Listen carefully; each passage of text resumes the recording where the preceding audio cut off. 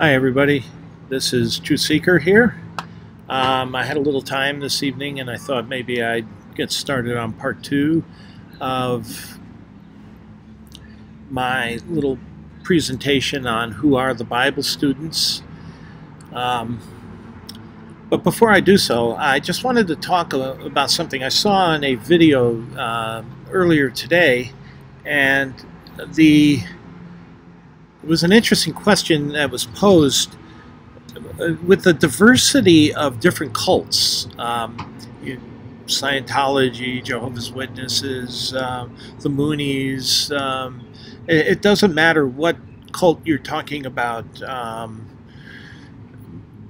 They use similar methods. There are methods of control that are all pretty much the same to each and every one of these religions, regardless of the teachings of the religion. They can be extremely diverse. Mormons are very different from Bible students, and Bible students are different from Scientology, quite different. And yet the methods employed by these different sects for controlling their members, the faithful within their ranks, are all pretty much the same. And the question was posed: why? Why would that be? And I think it goes back to a video that I made earlier about psychopathy, and I believe that the similarities go back to, at some point in time in the sect's history, it had a leader that had psychopathic tendencies, if not a full-blown psychopath. I think in the case of Watchtower it was Judge Rutherford. Mormons, it could be Brigham Young. The psychopathy is a disease that afflicts about 1% of the population. And I urge people to at least learn a little about psychopathy, because the majority of psychopaths are out in the world amongst us. The general image of a psychopath is one of serial killer, somebody who can't control these abnormal impulses within them, and they do unthinkable things, and they get caught and locked up in a mental institution, a criminal mental institution, Son of Sam sort of thing. But that's not the case. There are millions of psychopaths. And when you talk about 320 million Americans, that means there are 3.2 million psychopaths. Not all of those are in jail. Yes, a good portion of psychopaths are criminals and do end up in jail. And the majority, or a large proportion of, Robert Hare has shown this, that a large proportion of people in jail, in prison, are psychopaths. But that hardly accounts for the number of psychopaths there are. And the studies have shown that psychopaths are found in corporations and the corporate world. You're 4 times as likely to find a psychopath in the higher ranks of a corporation than you are in the general population. Psychopaths are ruthless. They are ambitious climbers. They have no empathy, but they can be very charming. They can be very alluring. They can have a tremendous charisma that draws people into their trap. And once they've got you, you're going to have a terrible time. I know from firsthand experience in my life that there have been family members close to me that were psychopaths, and it does make life a very difficult challenge to deal with them. It would have been helpful to know a little something about it. At the time, I really was having troubles, but I can look back now with some retrospect and understand.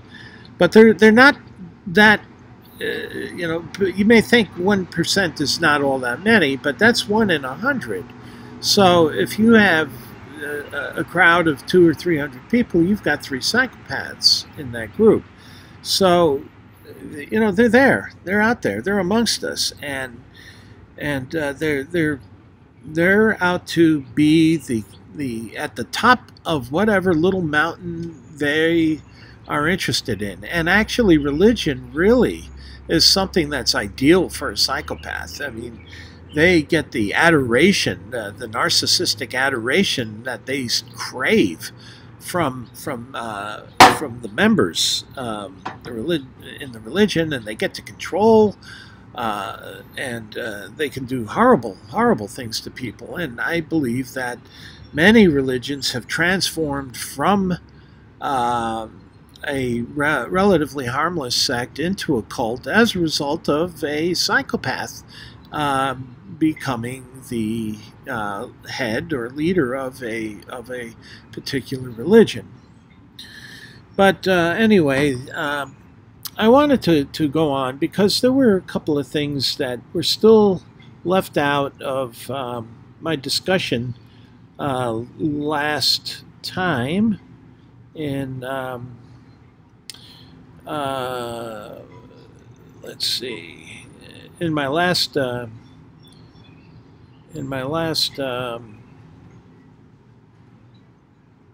lost my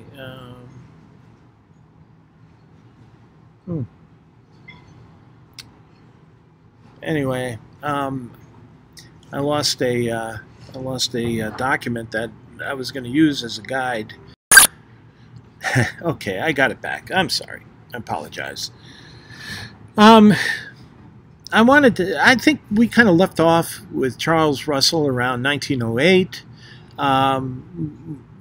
when he made probably the largest doctrinal change during his tenure as president of the Watchtower, founder of the religion, founder of the Watchtower and Bible and Tract Society, and the Bible Students religion.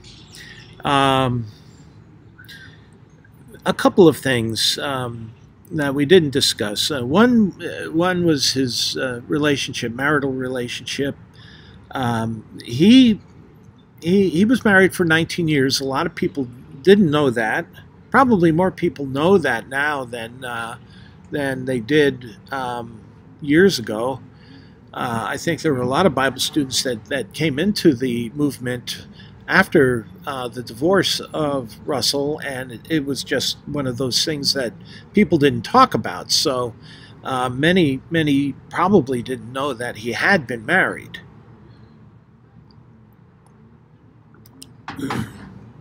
The marriage didn't go well. There were some accusations. There are court records that can be had. You can find them online. I won't spend a lot of time on it. I just think that it was a very unfortunate circumstance, because early on in their relationship, Maria, or Mariah, I've heard it pronounced both ways. It's spelled Maria. But I heard at one point that it was actually pronounced Mariah. But whatever.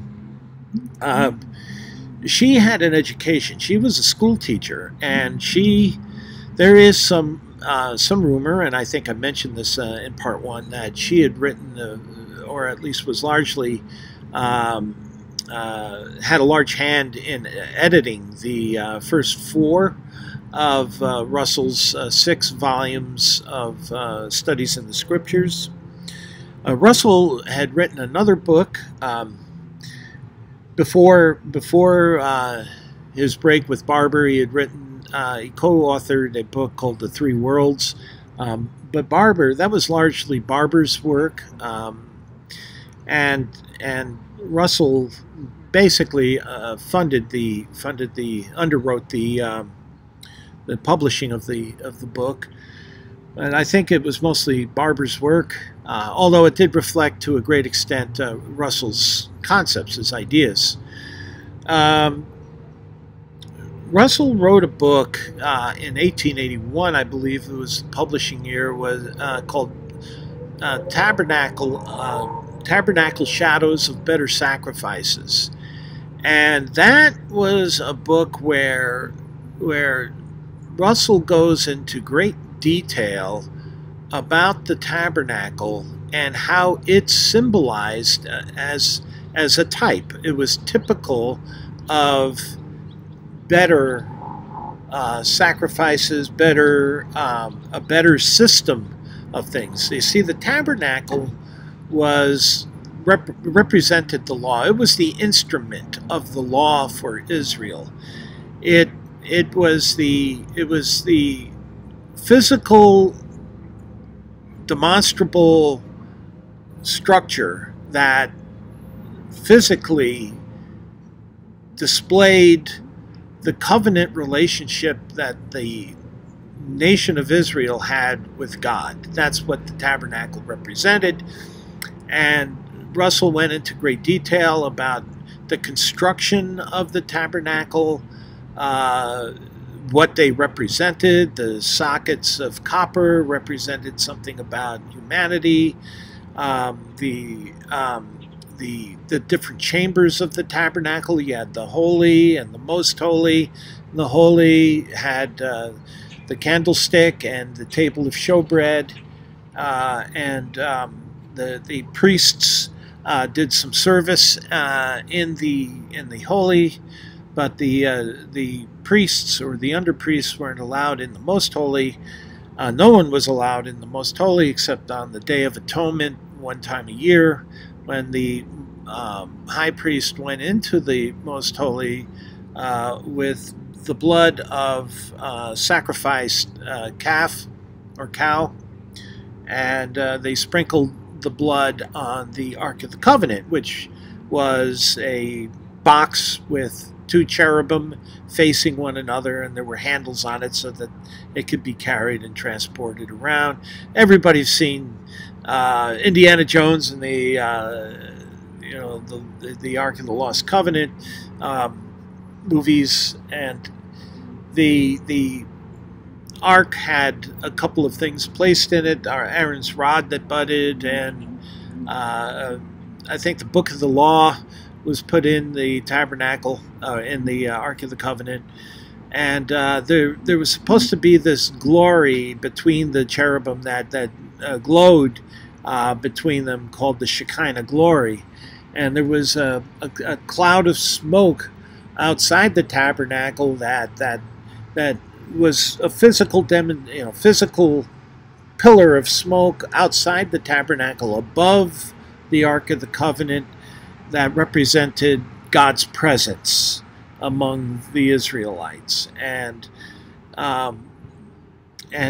all of this was, according to Russell, representative of a better system that was to come, a better covenant that was to come. And Jeremiah 31 talked about, I will make a new covenant with the nation of Israel, not the covenant that I made with their fathers that they could not keep, but this will be the covenant I make with them, which I will write in their hearts and in their minds, and they will be my people. And there are scriptures, I think in Hebrews, that say that it will no more be said, know God, because all will know him, because the law of God will be written in humanity's hearts. So that represented the new covenant, which Russell said was the 1,000-year kingdom. And Jesus was the high priest of that covenant, who offered himself instead of a cow being sacrificed once a year on the Day of Atonement to cleanse the sins of the nation of Israel for another year.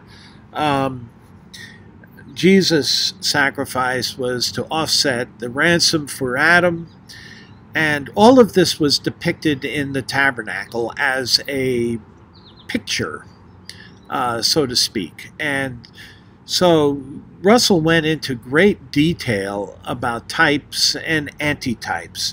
An antitype was the fulfillment of the type. And so the New Covenant would be fulfilled, the type of the New Covenant would be fulfilled when God establishes his 1,000-year kingdom with Jesus as the ruler and head of that kingdom.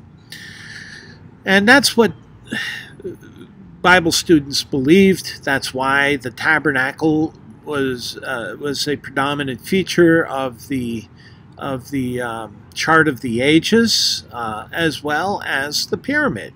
Now, everybody talks about the pyramid and the wackiness of it, and of course, yes, it does. When you're an outsider, even to Jehovah's Witnesses today, it seems out there, really wild.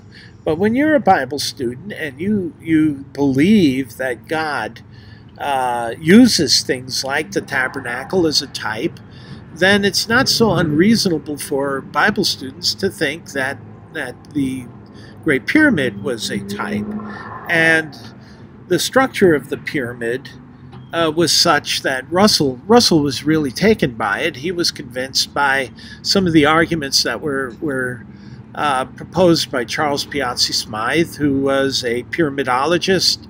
He wrote a number of books about the pyramid. He was also the astronomer royal of Scotland.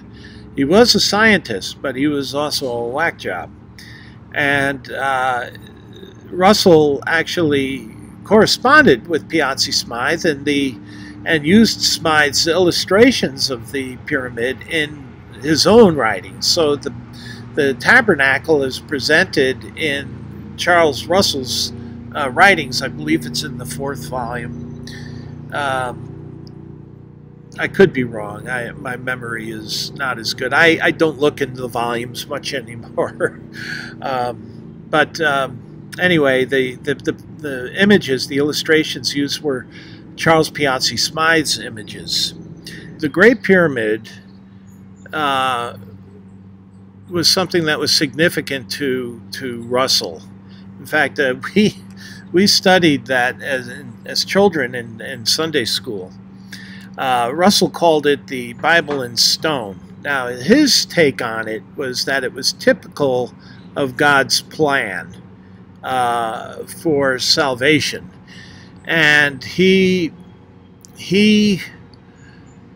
took all of the different chambers of the pyramid, and they all represented something. You know, I know he took measurements. The measurements were somehow worked out to 1914, taking the measurement of some of the passageways to the entrance, and using the pyramid inch resulted in getting certain dates like 1874 and 1914. But other features of the Great Pyramid, for example, the King's Chamber, he called the King's Chamber, where the sarcophagus was, an empty sarcophagus at that, which represented heaven. It represented the place where the 144,000 resided. And the Grand Gallery represented the way for the 144,000 to enter into the King's Chamber. The Grand Gallery was a much bigger passageway than other passages. And then you had the descending passage, which was the passage that the humanity was on. Humankind were becoming more depraved as time went on, and so they were descending into deeper evil, and so the descending passage represented that, and the pit at the bottom of the descending chamber he called it the bottomless pit, which was represented the second death.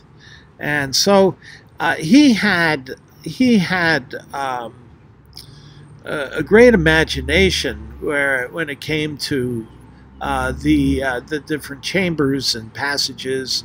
The Queen's Chamber represented the Great Company. Now, that was a big difference between what Watchtower teaches today. The great crowd are those that are going to pass through. They're the Jehovah's Witnesses today, who are not of the anointed class, that will survive Armageddon and will make it into the 1,000-year kingdom, into God's paradise. So that is who the great crowd, or the great company as it's rendered in the King James. Russell thought of it differently. Russell said that those who were running for the prize of the high calling, again, that is another phraseology of particular to Bible students, those that were running for the prize of the high calling, the 144,000, had the sacrifice of Jesus applied to them already. That through their consecration and baptism, they sacrificed their right for a resurrection in the 1,000 years in the kingdom. And so they are sacrificing their life now, which is imputed to be righteous, because Jesus' blood being applied to the church justified them. We are justified by faith and justified by Jesus' blood. And being justified by Jesus' blood allows the church to offer themselves as a sacrifice as part of the sin offering. Again, back to the tabernacle. They were represented by the goat that was accepted. Now, the great company are those who had consecrated their lives and had the blood of Jesus applied to them, but didn't meet the qualifications for being part of the 144,000. Yet they weren't sinners, they just weren't good enough. They were the also-rans. And so they had given up their right to a human resurrection, according to Russell. So the great company was a provision by God to have them not suffer second death and be annihilated forever, but gain a reward in heaven, but not as high as the 144,000. The 144,000, they were going to get immortality. They were going to be resurrected in the nature of God, the divine nature.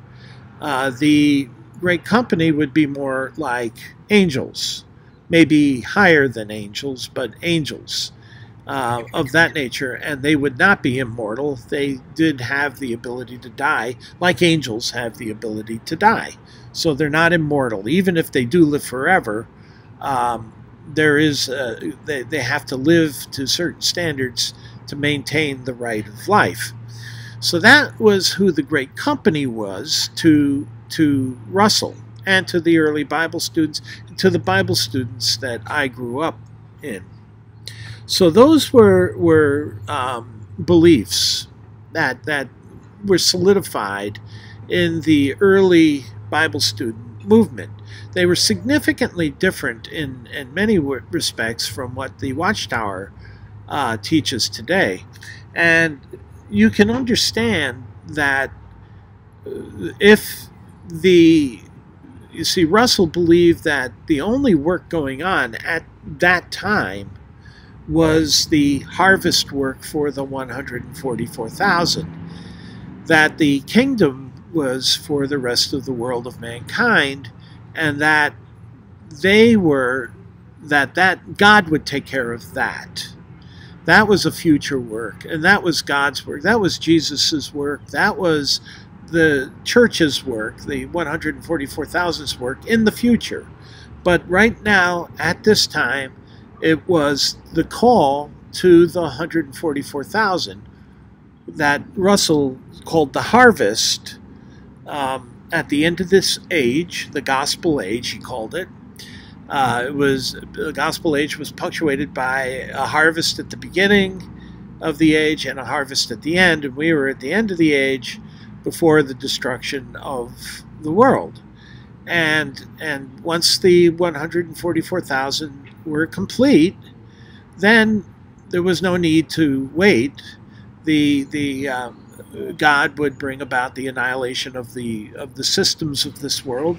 Satan would be bound and cast into the bottomless pit, and humankind would be resurrected in the 1,000-year kingdom and given a chance for life.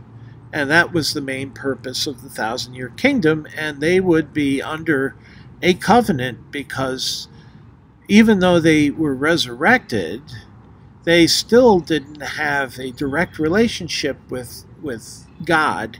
They needed a mediator, and Jesus and the church together comprised the mediator for the new covenant. And at the end of the new covenant, then came the little season, and the world would be tested again. Satan would be loosed from his chains in the bottomless pit, and he would wreak havoc, and God would end it. Fire would rain down upon Satan and those that align themselves with him, and they are gone forever in the second death.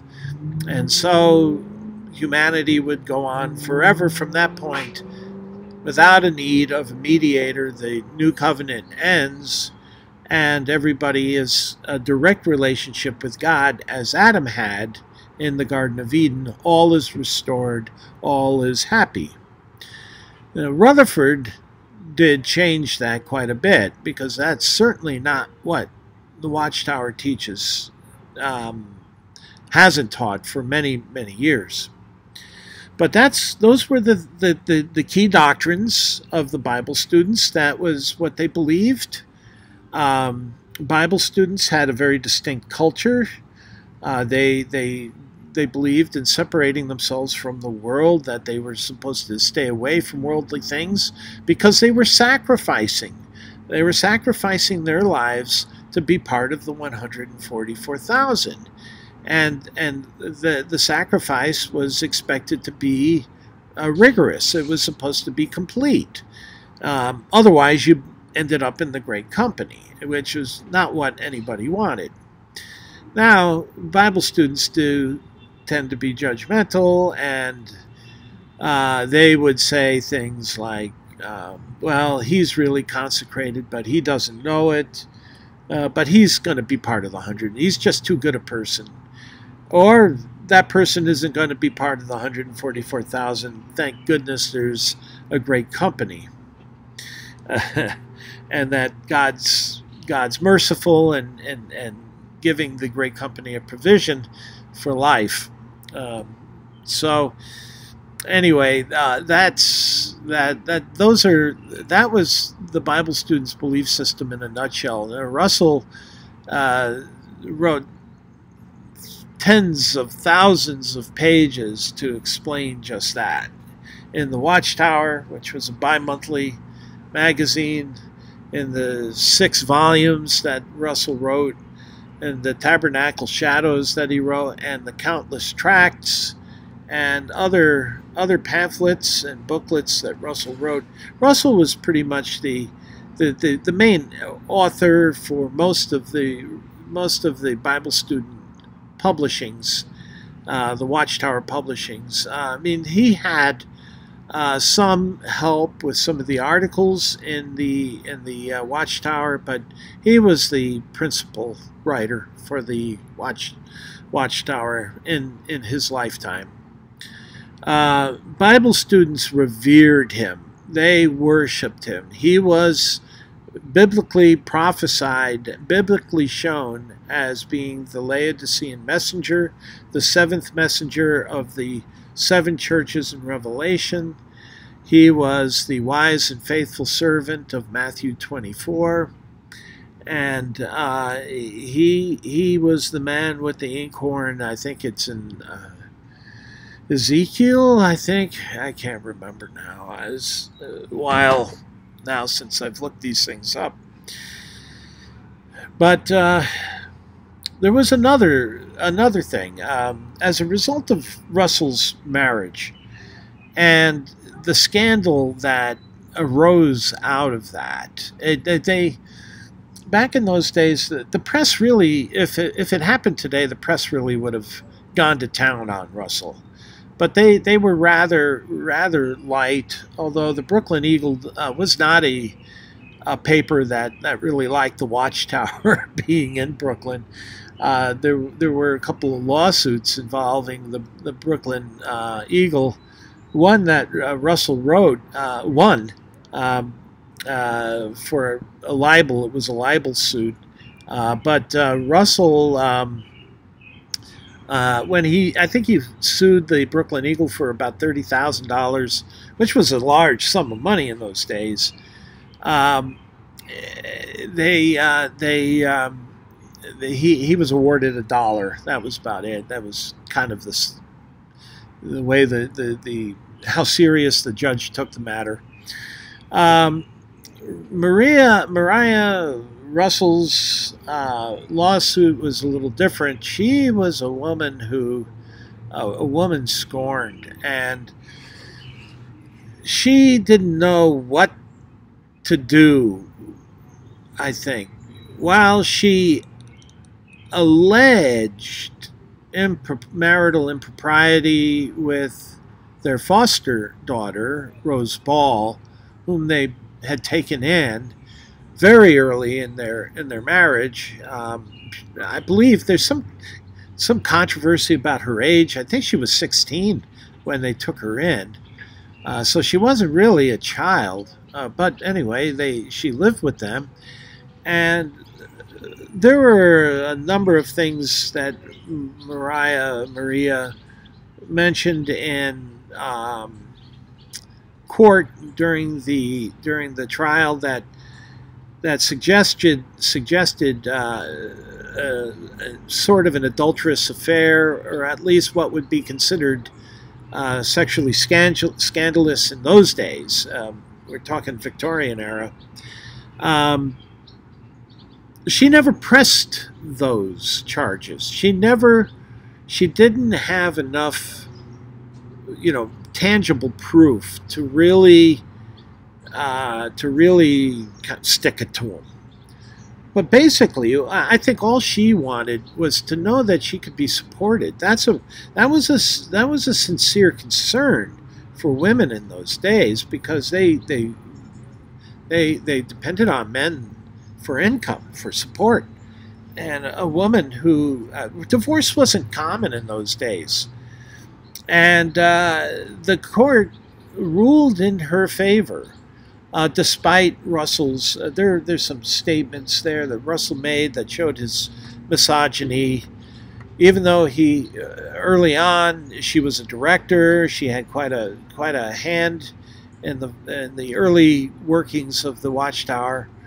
As the movement began to grow, there was more criticism from the male side of things that didn't like the idea of a woman who had a say in the organization. So he said things like that she was poisoned with the suffragette movement, that worldly ideas had crept into her head, that she became proud.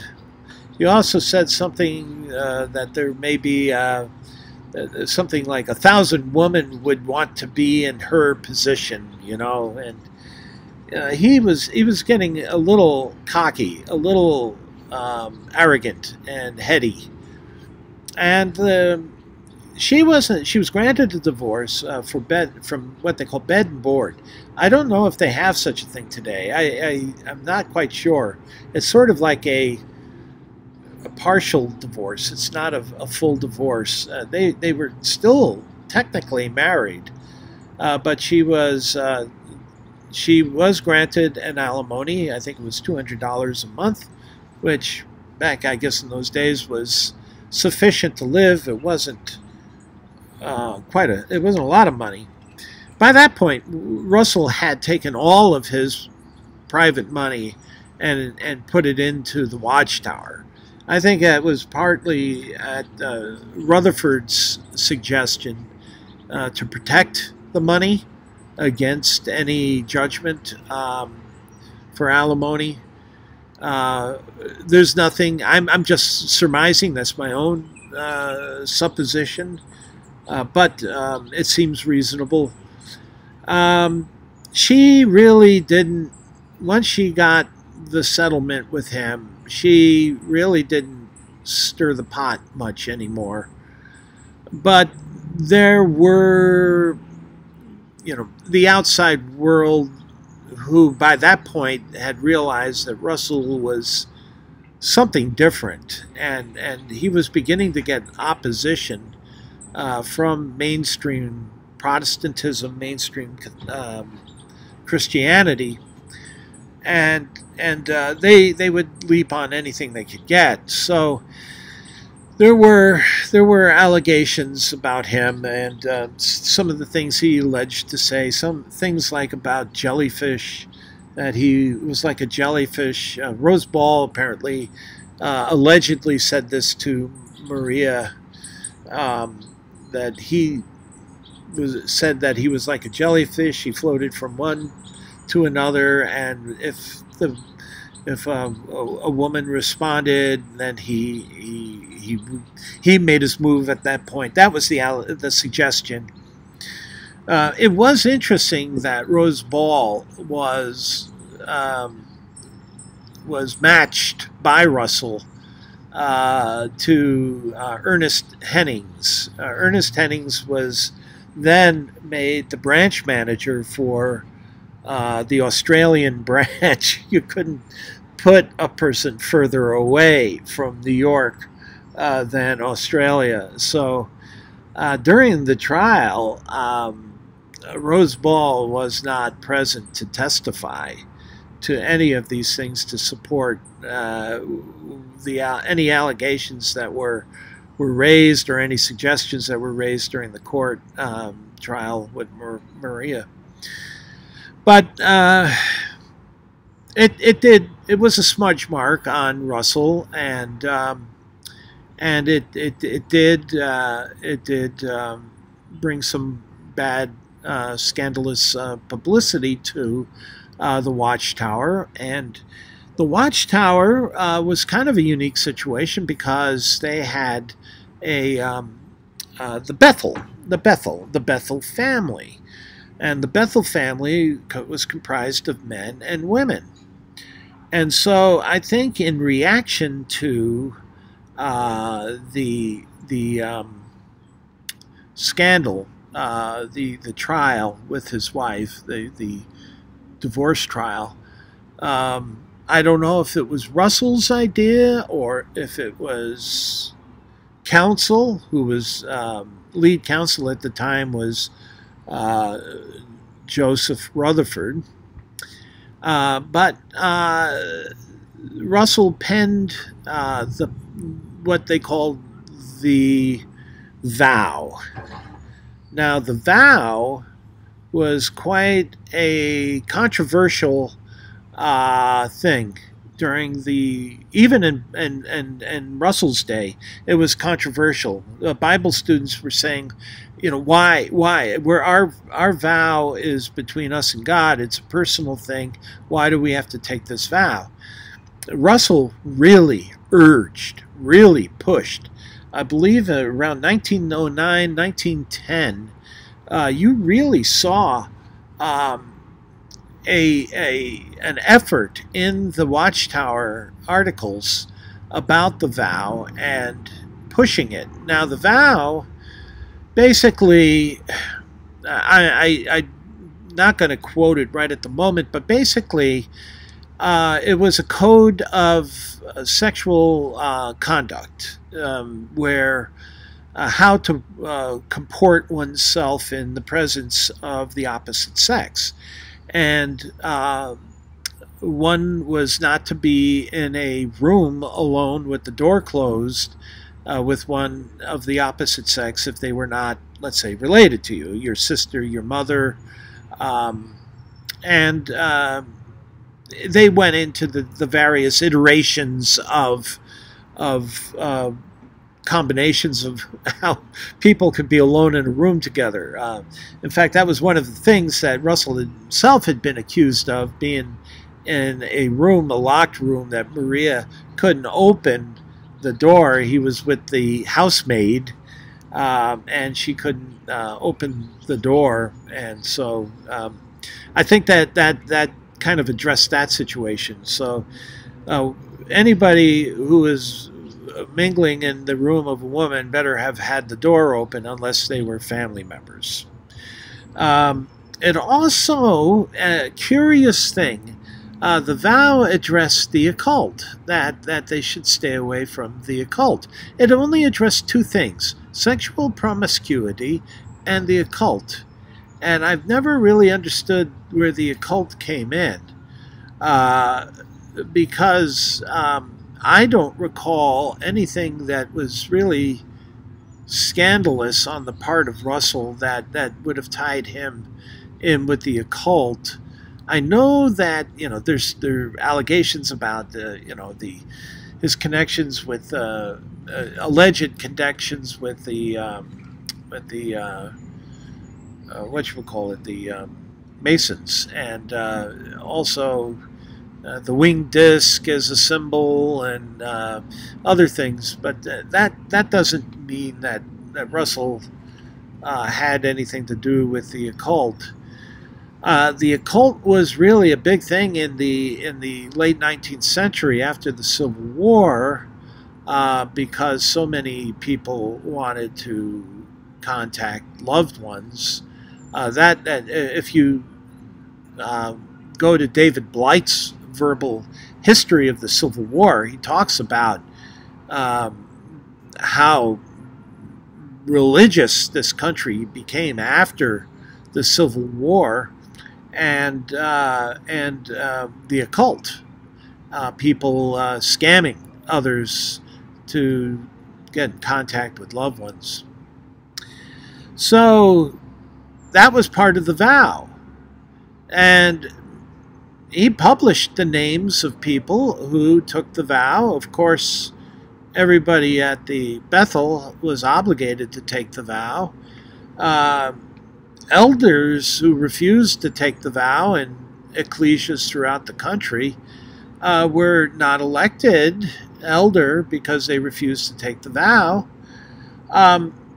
Many opposed it only on principle, and I can understand that. I actually sympathize with them. There was no real need for the vow.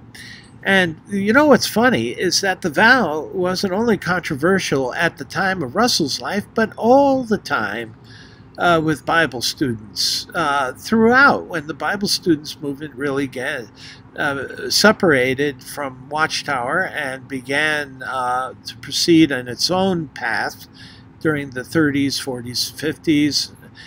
It was a controversial thing, even when I was a kid. And when I was even an adult, it was a controversial thing. Should it be read to the convention, to the General Convention? Should it, and eventually the convention committee just left it up to the individual chairman of the day whether or not the vow should be read. But many didn't like the idea that, the vow, what the vow was and what it entailed, and so it remained a controversial thing for some time.